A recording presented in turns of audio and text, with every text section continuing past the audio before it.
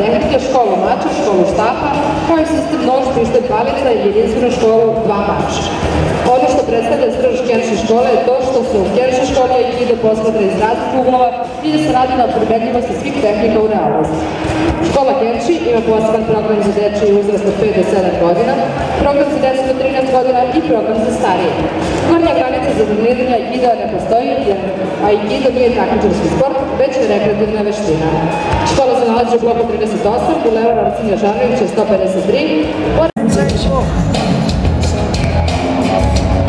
All the memories we've had